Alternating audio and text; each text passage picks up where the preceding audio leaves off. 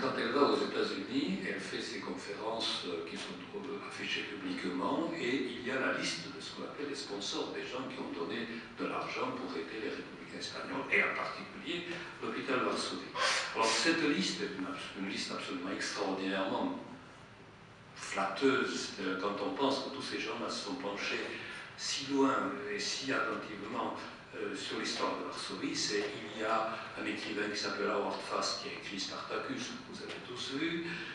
Il y a Thomas Mann et son fils Heinrich qui sont des écrivains antifascistes d'origine allemande, et lui a eu le prix Nobel de littérature. Il y a un certain Albert Einstein. Il y a un certain Pablo Picasso. Il y a Léon Feuchtwanger, écrivain allemand antifasciste. Il y a Ava Gardner, actrice d'origine espagnole, mais mondialement connue. Il y a Orson Welles, grand cinéaste.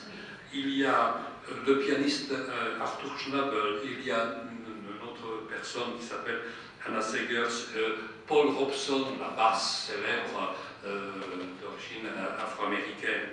Un journaliste français qui vit aux États-Unis, une dame qui s'appelle Geneviève Tabouy, Dalton Trumbo, qui est un cinéaste. Enfin, je veux dire, la liste est absolument extraordinaire de toute l'intelligentsia américaine, progressiste et amie de la République, s'engage auprès de la survie de l'hôpital. Nous sommes dans les années 46, 46-47.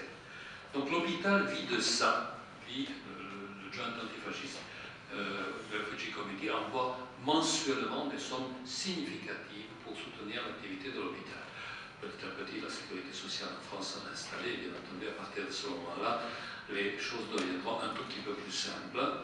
Les médecins de l'hôpital créent un journal qui s'appelle Annales del Hospital de Varsovia, qui est un journal bilingue, castillan et français. Pas toujours les mêmes articles sont dans les deux langues, mais il y a un article en castillan à côté d'un article en français. Et ce journal fait état de la situation de l'hôpital, de l'activité de l'hôpital, de choses aussi simples, par exemple, qu'est-ce qu'on a consommé dans l'année comme viande, poisson, céréales, confiture, qu'est-ce qu'on a donné à manger aux gens. Et à propos de... Vous avez tous dit tout à l'heure que vous aviez envie d'y revenir. À l'époque, je me souviens, j'ai conduit l'hôpital dans les années 60, il y avait des cuisiniers qui faisaient la cuisine ici. Et sur le cahier des sorties, on voyait des remarques du genre merci pour toute l'équipe qui m'a très bien soigné. Et je ne rêve que d'une seule chose, d'être malade de nouveau pour revenir, pour goûter l'excellente cuisine de Guisto, qui s'appelait Raymond, qui s'appelait François, et qui faisait...